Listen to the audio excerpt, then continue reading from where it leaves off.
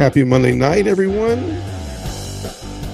It's Monday, so that means it is recap night for week 3 in the SEC, where we'll recap our SEC week 3 games and we'll answer our mailbag questions and tons more. So thanks for tuning in. I think I'm on time for the first time ever. So that's cool.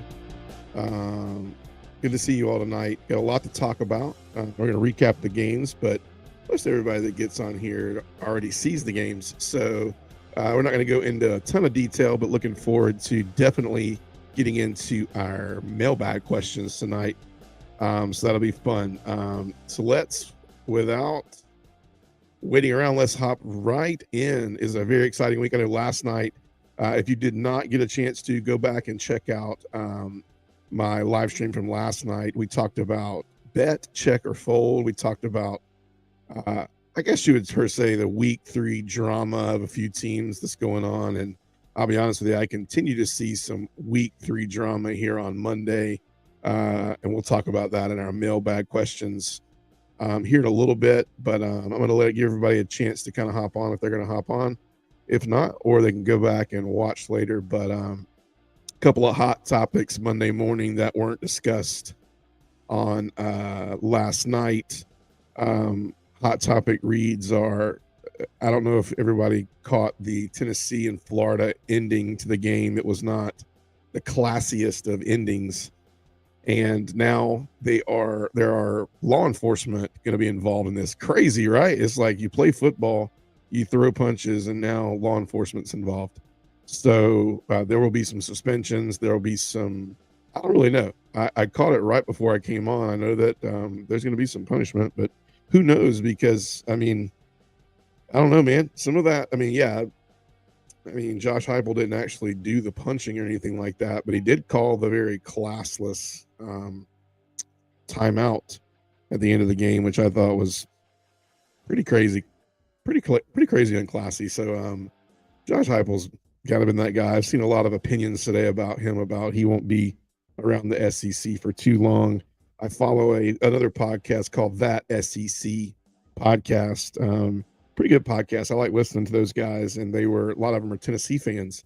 And so they weren't on full meltdown mode this morning, but if you want to hear the reason why it was a meltdown, you can go check out the show from last night where we were talking about, are we betting, are we checking, or are we absolutely folding on 3 teams? And we talked about it, and I gave my opinion that I'm kind of folded on Alabama as far as what they can do the rest of the year with what they have. They would shock me.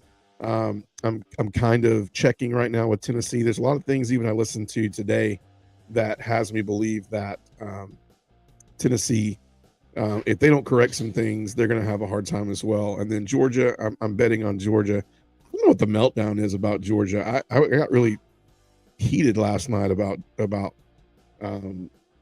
Georgia, just because of, I mean, if you listen to Kirby's presser today, man, he was a little livid too. He was like, we're running the same offense as we ran 3 years ago. It's the same thing. He actually said the words, I don't know if you've tuned in or not, but it's the same offense, same everything. Do I think there's some Bobo nuances in there? Bobo's offense was very familiar. I mean, Bobo's offense was always to get the ball to the playmakers. And we're going to go over some stats here in a minute, but Carson's stats kind of say that out of all 3 of those situations between Joe Milton at Tennessee, Jalen Milroe, who we'll get going with this in the mailbag in a little bit, but Nick Saban came out today and said Jalen Milroe will be the guy going forward. So I don't really know what the USF thing was. Was it a tryout? Did he actually see that nobody else could do what Jalen can actually do and give them a chance? Maybe he did. And then obviously going forward with Carson Beck, I mean, everybody's questioning is the play calling the issue, or so on and so forth. So we'll hop into that. But let's recap our games from week 3, starting all the way back to the noon games that we had. Let me get right here. So we had a couple of noon kickoff games coming in. We're gonna hop right into LSU, Mississippi State. LSU coming in number 14th ranked. I thought Mississippi State at home would give them a little bit better of a run.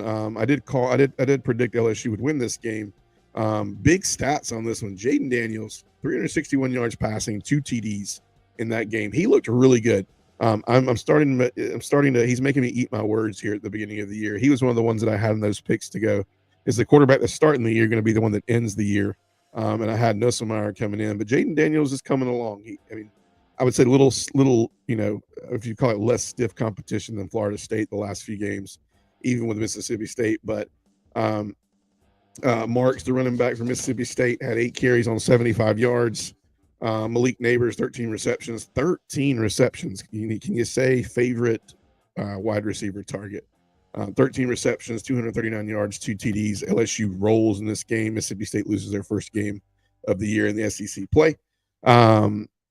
Ole Miss, Georgia Tech. Ole Miss rolls 48-23. Haynes King used to be at Texas A&M last year. Throws for 307 yards. Jackson Dart, 14 carries. You notice Jackson Dart's stats are not in the passing category.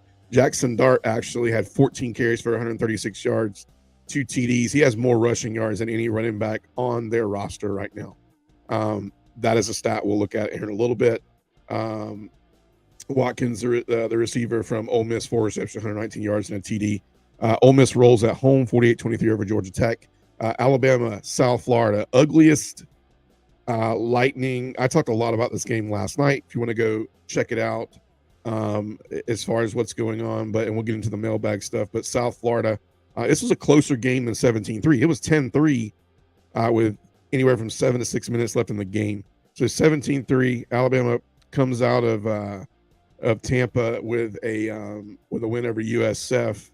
I looked at the GameCast like scores and everything and the highlight things, and it doesn't have anything by it. Pretty hilarious if you ask me. It's like there was really nothing that defined that game in general. So crazy stuff. We get into Florida, Tennessee. Obviously, it was a big game on slate. We all know what happened there. Florida rolled over Tennessee 29-16 at the Swamp. Night game in Gainesville. I think it had a lot to do with it. I think Florida for a little while just needed to see what was going on. We're going to really talk about this in a minute. The gentleman from the podcast that I follow is a huge Tennessee fan, and he really talked about what he thinks is going on with Tennessee right now. We'll talk about it a little bit in our mailbag questions. But Florida rolls 29-16. Georgia, South Carolina. Georgia played its third straight home game at home. They go to 3-0 in play and 1-0 in SEC play. They win 24-14. It's a tale of two halves. First half, Georgia, it really wasn't a bad half. It was just a couple of missed tackles, missed opportunities, a couple of things they didn't capitalize on. Offense showed up second half. Defensive line got some push. Offense blocked. Georgia was able to run the ball and impose their will on South Carolina. 24-14 is the final score in that one. Who did not see the Missouri-Kansas game? Number 15, Kansas comes into Missouri, and Missouri goes to 3-0 on their young season. They win 30-27. Wow, 61-yard field goal to win the game. Incredible. I'm trying to remember the nickname they had. Here's the nickname they had for my man from the kicker from, trying to find it. I think his last name is Levis. Yes. No, Mavis. My bad. Harrison Mavis. They call him the thicker kicker. So, I mean, this guy is built like a linebacker, but he has been kicking for them for a while now. Could not be a better time for the thicker kicker from Missouri to hit a 61-yard field goal to win that game in regulation. Some stuff from that game. If some of you all watched it, Eli Drinkowitz, they call him Drink. That's kind of his thing. He comes on and he calls out the entire fan base for booing their quarterback. Listen, man, I don't know if you should be coming on trying to piss your fan base off, because you were literally on the hot seat just a few games ago. And so I don't know if I would be coming out, with that noise as we see it. I mean, maybe something more like, hey, it's really not the thing to do. I think, it's one of those maybe challenges like, are you really in his corner now type thing? But I don't know if I'd come in talking about I'm really pissed off about the fact that you booed our quarterback. Tough. That's how it is. Your offense, you haven't put the offense in a situation where he's been able to either prove himself or you finally did and it showed. And you got to win. It's a big win. You should have focused more on the win, less on the fact that his quarterback got booed. But that's how it rolled. The thicker kicker, Mr. Mavis, comes in and kicks the 61-yarder for the win. Luther Burton, 7 receptions, 114 yards, 2 TDs. And Brady Cook, 356 yards, 2 TDs. I questioned Brady Cook if he was the guy. I think he might not be the guy. He might not be the guy, but he's definitely the guy going forward.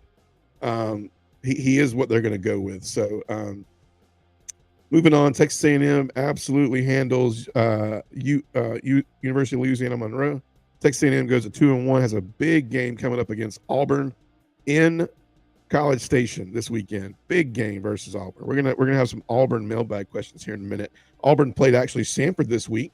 Auburn goes to 3-0, 2-0 at home. Wins handily 45-13.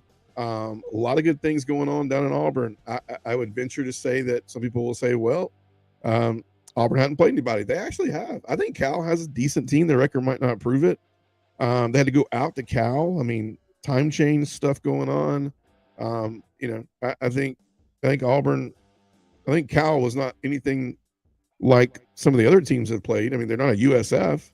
I mean, geez, I don't want to be that guy. Peyton Thorne, 123 yards passing. I'm sorry. 24 of 32, 282 yards passing, 1 TD, 2 interceptions, the alarming thing. Two interceptions against Samford. The Achilles heel of where Auburn's going to go this year has to rely on ball protection. So, he ran the ball a lot as well. He had 282 yards of passing, but he also had 123 yards of rushing. So that's something to look at going forward with him. I think the quarterback issue will be something that kind of follows Auburn, and I hope it doesn't end up to be something that runs their season. I called this Vanderbilt UNLV. I picked Vandy in this game. I picked Vandy. They lost on the road at UNLV 40-37. AJ Swan continues just to impress, man. 335 yards passing, 3 TDs, 1 interception. He's got over 1,000 yards passing. Granted, he does have 4 games under his belt instead of 3 because he did play on week 0, but impressive things coming out of Vanderbilt. They're 2-2. I think I spoke earlier last week that they better get their stuff together because their schedule's coming at them real quick. BYU, Arkansas. I picked Arkansas on this one, and I lost this one right here as well. BYU came away with a win, 38-31. KJ Jefferson, man, I don't think he did anything to lose the game, but I don't think he did anything really to win the game either. So Kentucky and Akron. Kentucky rolls 35-3, 3-0 to start the year. Devin Leary, 315 yards passing, 3 TDs, 1 interception. The rushing game is consistent, but nothing really just flashy for Kentucky. So that kind of rounds out week 3 recaps. And we talked about yesterday, we kind of talked about the why behind Georgia, Alabama, Tennessee. I heard some stuff today about Tennessee. By the way, I'm rocking my Tampa Bay Bucks hat tonight, my creamsicle hat. So shout out to the Bucks. They went 2-0 to start NFL play. Big test against Philadelphia next week in Monday Night Football. Got a lot. Is that Philadelphia or is that the Georgia? I don't know. The Georgia pro team. We basically sent everybody from UGA to Philadelphia. So that'll be an interesting game to watch. It'll be cool. So without further ado, let's hop into mailbag questions. Man, I love the mailbag questions. I did get some questions off here and there off of my car talks, mobile gridiron talks, things of that nature that were comments, emails, and then I added some questions that I've heard across a couple of different ESPN episodes of podcasts that they do. And I just kind of tend to hear stuff and I jot it down and I put it in because we all can't listen to 10 podcasts a week. So but I encourage you to tune into mine if you're going to tune into somebody's.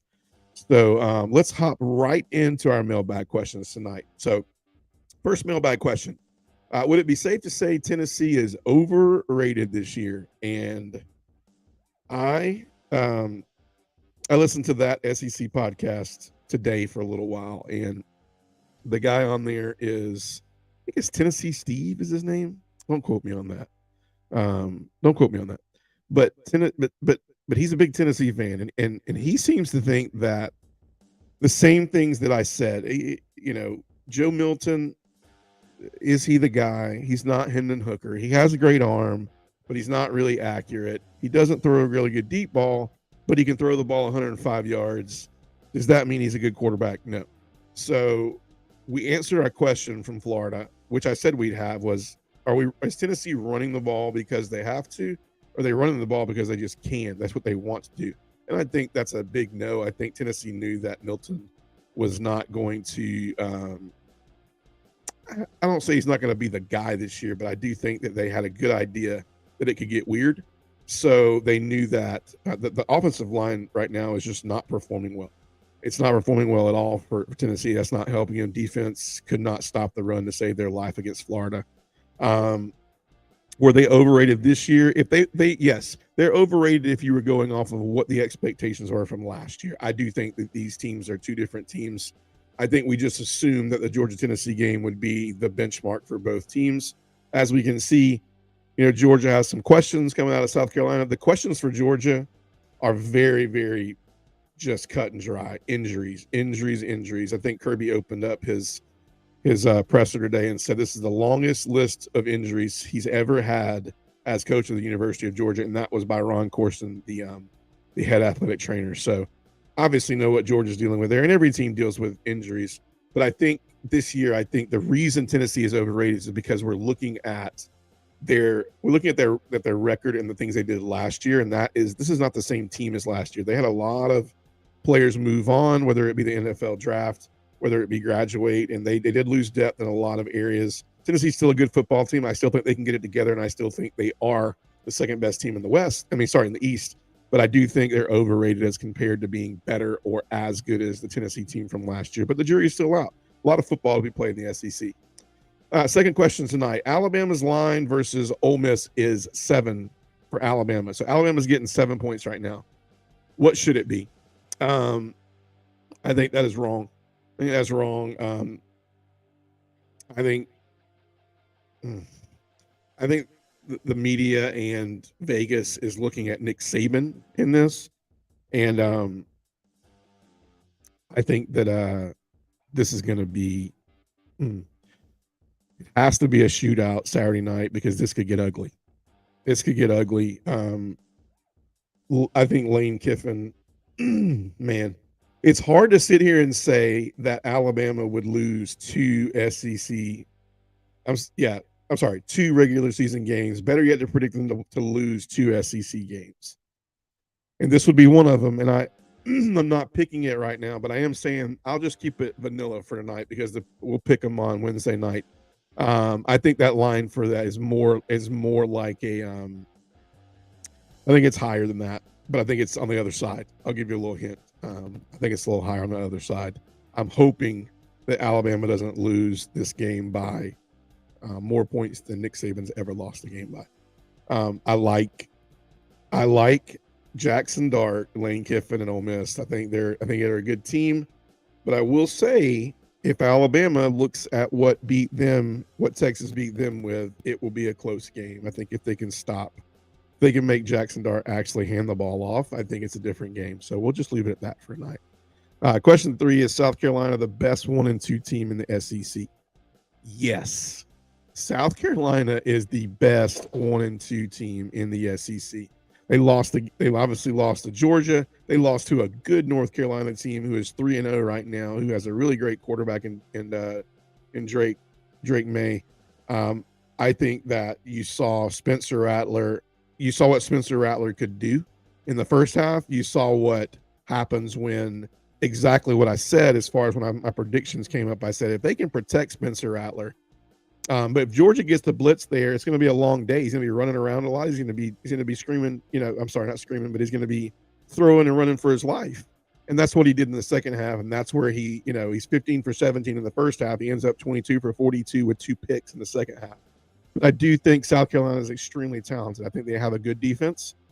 I think they have great skill set players. I think they have really good receivers. I think Spencer Rattler is still an incredible quarterback. I still think he'll be in there stats wise for Heisman. May not be way up at the top, but I do think that record is a lot. And he's lost 2 games already. We'll see. But I do think they're the best 1-2 team in the SEC. Question 4 is LSU now the top contender to win the West? Yes, I think LSU is. I think LSU has now stapled themselves as Jaden. Now it's Jaden Daniels or Jalen Milroe, and it's whose defense is going to be ready, and it's who has more skill players. I saw Jaden Daniels and Malik Neighbors look incredible. That combo is incredible right now. I don't see Alabama with like a 1-2. Like, who is Alabama going to? Who are they? Like, who are they handing the ball to? They go, hey, this is the guy. He's going to make the change. Who is the quarterback who's going to make the change? Who is the guy on defense that's going to? There's not one. There's not a go-to player for Alabama right now that I can go. If Alabama is the top contender in the West, who is the go-to person now? If Jalen Milroe comes out and he has, Saban this week gave him his full nod, his full approval this week, and he said, look, Jalen Milroe is the guy going forward. I don't know what the USF, I'm not going to talk about this just because I have a question here in a minute that's going to talk about that, but I do think that LSU is now the top contender in the West, and Alabama has 0 losses in the West. Both of their loss has come to obviously a Big 12 team, SEC team next year, but I think there's another loss out there for Alabama. I just don't know if it's Ole Miss or LSU. I got to say it's probably LSU. I would say LSU over Ole Miss, but I would say both of them have a really good chance. This is going to be a really good week, man. This is going to be that Ole Miss Alabama game reminds me of kind of the Florida Tennessee game. It could get weird. So yeah. Question 5: is it too early to say that the top 3 quarterbacks in the SEC right now are Graham Mertz, Carson Beck, and Jaden Daniels? Okay. I am in a couple of Georgia Facebook groups, and some of these people, some of these great people we have that are Georgia fans that are melting down right now are literally just throwing everything in there about Carson Beck, but we don't go check a stat. Like, it's just, we don't even check a stat. Carson Beck is not in this because I'm a Georgia fan.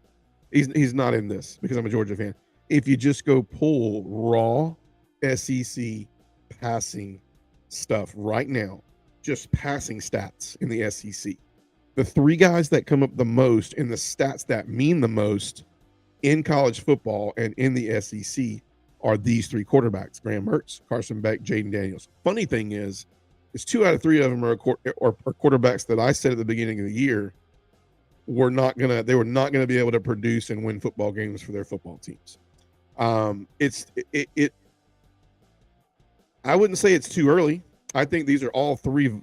I think 2 out of the 3 are viable candidates. I need to see more from Graham Mertz. If you saw it, the second half, he didn't throw the ball much. One of the topics of conversation was the fact that I think he had the finger, it was a thumb or something like that was jacked up. He couldn't even throw the ball much in the second half, and they continued to be able to run the ball. So Graham Mertz didn't even have to do anything in the second half, and the team, won 29-16. So I think 2 out of the 3 of those are contenders for right now, to be fair. I think Carson Beck, 1 interception. I think his QB rating right now is second. Like, his QB rating is second, and his completion percentage is second in the entire SEC right now. And that's the things that count. The things that count are when you air the ball out, that it hits the receiver or you score touchdowns. You get yards or you score touchdowns, and you don't turn it over and you don't throw the ball on the ground. And he's not doing that. So very easy answer to that is 2 out of those 3. Yes. Graham Mertz, I'm still open on. 6, Nick Saban says Jalen Milroe is now the guy. What was the USF game about? I saw this question on a college football podcast on Sunday night, last night. And I was like, that's true. What was the USF game about? The USF game was a tryout. It was a tryout.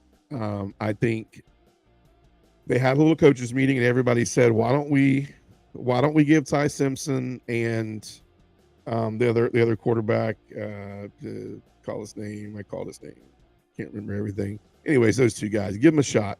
5 for 14, and I think the other one was like 4 for 6, something like that. And I think they looked at it and said, we really don't have a shot to win any of the rest of our games if we don't, A, keep confidence in one quarterback, and B, at least Jalen Milroe gives us the option of his legs. He's going to make some mistakes, but maybe he can grow through this year.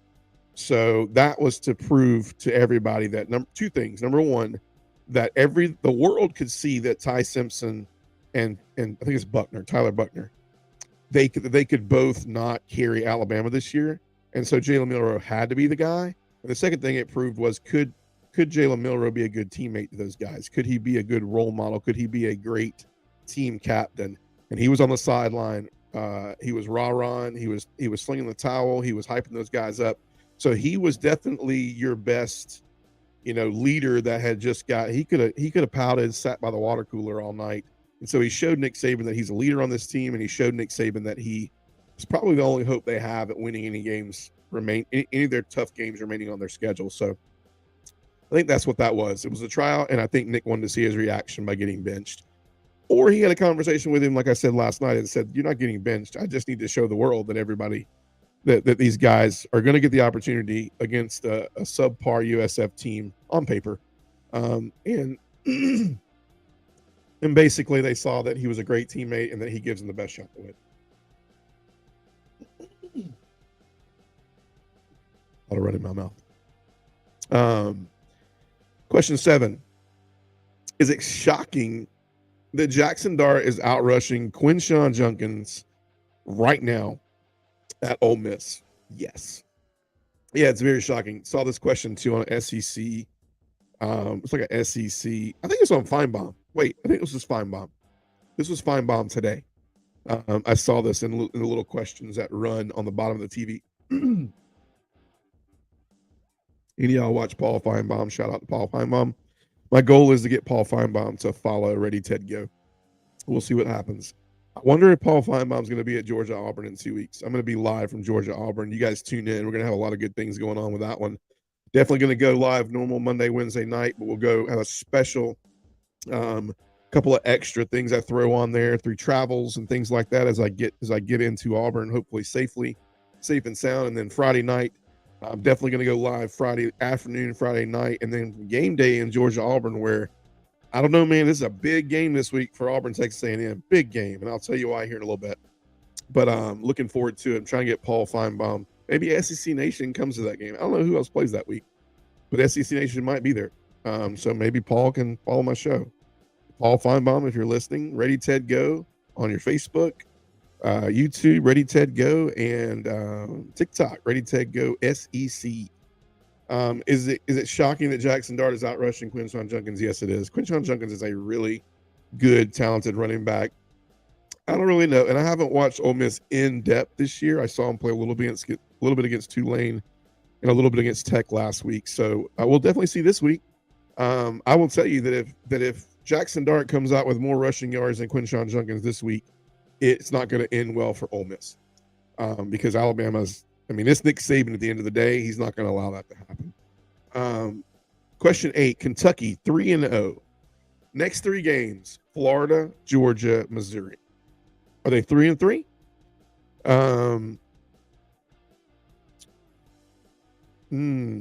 It's a tough one. They could really go 3-3. I don't say I like Missouri. I don't like Kentucky's defense, so I can't sit here and say I haven't seen much of Kentucky's defense, but I've never known their defense just to be lights out. So you got to look at Missouri and go, it's defense versus defense, and who can find some stuff here or there. I would say Devin Leary is the better quarterback out of the two, but they also got Luther Burden over there. So I'll tell you what I'll do. I'll give Missouri as the push game. I do think Florida and Georgia they don't beat Florida and Georgia. So I think Kentucky looks more like a 4-2 team instead of a 3-3 team. I think Kentucky might get it done against Missouri. It's a push game for me. They could be 3-3. That'd be sad because Kentucky started off against just a terrible schedule. I'm gonna lean back a little bit and get a little relaxed. Just terrible schedule. Eastern Kentucky, Ball State. Who they play last week? I don't know. I don't know who they played last week, but they haven't played anybody. I don't even know who they play this week. We're going to preview it in a second. Look at some games to call on Wednesday. You guys join me Wednesday night. I'll have a guest picker with me. Guest picker. Not going to tell you who it is yet. I think I kind of let it leak last week, but having a little guest picker. My first time having somebody on the podcast with me, so we'll see if we can not totally destroy the live stream. But it's going to be fun. We're going to pick these games together and see what it's about. We'll introduce who it is. Might throw it out there for the event on Wednesday. We'll create an event for it. Kentucky, I think, goes 4-2. I don't think they go 3-3. I think they probably beat Missouri. Devin Leary on paper is a little bit better than Cobb. However, if you can figure out a way, appreciate it, man. Creamsicle hat. Go Bucks, man. Look at that. Bucks and the Falcons. Falcons are 2-0. They squeaked one out. Both of these teams, though, I've learned to stay even kilt with them because they both can kind of just, I don't know, collapse all of a sudden out of nowhere. So we'll figure out what the Bucks are made of on Monday Night Football next week. Auburn, same question. Auburn starts 3-0, beats Cal, beats Samford, beats Ball State. I don't know who they played the first week. Was it Louisiana Monroe? Maybe. Either they're 3-0. Next three games: Georgia, LSU, Texas. Not Texas A&M, not that order. I think it's Texas A&M, Georgia, LSU. Do they go 3-3? That's the one I'm going to talk about, man. This game this weekend against Texas A&M is huge. This is huge. These two questions actually run together. I'll run these two questions together. Auburn 3-0 versus Georgia, LSU, Texas A&M. I think they go 4-2 because I'm calling a big upset. This is the one I am going to give away for Wednesday night. I'm calling big upset in College Station because I'm predicting Georgia Auburn plays on CBS at 3:30 on September 30th in the Deep South's oldest rivalry, and both teams will be undefeated. It's gonna be incredible. So I'm calling upset. And then my 10th question that adds into this. So I'm thinking Auburn goes 4-2. I think they lose to LSU, lose to Georgia, but I'm calling upset on Texas A&M. Texas A&M is this the biggest measuring stick for them so far. This is a must win for Jimbo. Must win. If Jimbo Fisher and the Texas A&M Aggies lose this Saturday night, I think Jimbo's out. I think they're ready to buy it out. I think they're ready to move on. I think it's an easy call. So I think this is the biggest measuring stick so far. I don't know what we're measuring up to, but if they're measuring up to themselves, yes, huge. Connor Wegman has to be on point. I think the biggest factor that you have to understand is who's going to protect the football. It's at home. And let me pull my handy dandy. Let me just pull this up to make sure I'm correct on this. It's oh man, I opened the ESPN app. It does that. Imperfect podcasters do that. So let's look at this real quick. Yeah, man. It's a 12 o'clock game on ESPN. Lucky for Auburn. Okay, so this changes things. It changes things a lot, man. 12 o'clock game, Texas A&M, home. Do they come out flat? I'm telling you like this, man. If you put this as a night game, Kyle Field, I'm not picking Auburn. I'm picking Texas A&M. But I'm saying this. I'm saying watch out. I'm going to hold off. I said upset. This is a 12 o'clock game. I didn't know it was a 12 o'clock game. And I will tell you that a lot of the Florida-Tennessee game had to do with Gainesville, the Swamp, 7 o'clock, and the fact that Tennessee has not beat Florida in the Swamp in 11 straight tries. So I'm going to hold off on that one. But while we're here for the last few minutes that's all our mailbag questions for the night. Hope you enjoyed those. If you have any questions, please feel free to email me, readytedgo@gmail.com. Give me any questions you want, anything you want, within reason, obviously. Hopefully it's related to the SEC. But this week in the SEC is not a lot of hype this week. Not a lot of hype. We're going to be picking some games this week. Obviously, the Texas A&M game is going to be great. Kentucky finally plays a team that actually is in the SEC, or at least they go on the road and they get maybe a test. I mean, AJ Swan, he's thrown the ball. He's got over 1,000 yards of passing. He's the guy right now as far as stats at quarterback. If you pull him up right now, you obviously got 330, Ole Miss, Alabama. I thought this was in. I made a mistake too, by the way. I think I announced it last night. This was going to be in Ole Miss. This is actually in Alabama. It changes things a little bit. But I am still calling watch out. This is a 3:30 game, primetime, CBS. We'll pick it on Wednesday night. We're not going to pick it now, but I can tell you Alabama needs to get a little script from Texas about what they did to Milroe. And I think if you can keep Jackson Dart from running all over the place, I don't say if you make Jackson Dart throw the football, like it's not going to be good. He still has a really good arm, and they have a great offense. But I am saying that if you let this guy carry the ball 14 times for over 150, 200 yards, it will be a long day.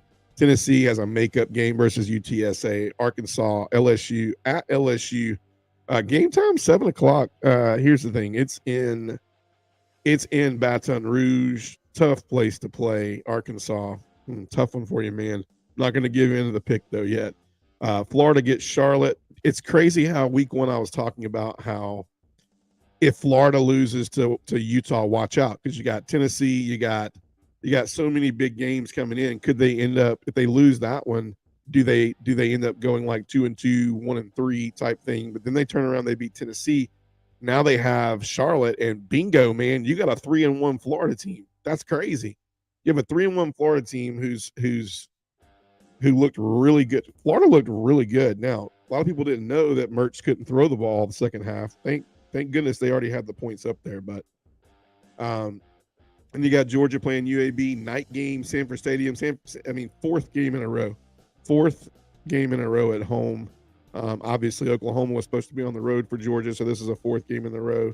I think we'll call it on Wednesday. I think a lot of people know the outcome of that. UGA is a 41.5-point favorite in that one. Missouri, home versus Memphis. 7:30 game in Missouri. Finally get a home night game. Well, was it the 5 o'clock game was kind of the first night game, right? I mean, it wasn't really a night game. I'm going to I'm getting to see Georgia twice this year. I'll see Georgia Auburn in Jordan-Hare Stadium, and then we'll be at Georgia Missouri this year, which that one's panning out to be a good one. I don't love Missouri on paper, but I do think that they're finding ways to win right now. We'll see what they're made out of when they get into SEC play fully. I think Memphis is 3-0 though. It's a night game in Missouri, and I think I need to look at this game before I call it on Wednesday night. And then South Carolina, Mississippi State. South Carolina looking to bounce back. Mississippi State looking to bounce into that hole. When we look at standings, before we get off in the SEC right now, after a couple of games have happened so far in the SEC. As far as standings are going right now, you got Georgia and Florida kind of heading the East up right now, with Kentucky not too far behind. No games played yet from Kentucky in the SEC. Missouri still has yet to play an SEC game. Won't play one this week. Will play one the following week. Kentucky will log their first game against Vanderbilt this week. In Tennessee, South Carolina will get another game, so they'll move up. But right now, you got Georgia and Florida right there with that one SEC win in the East. In the West, you got LSU leading the way.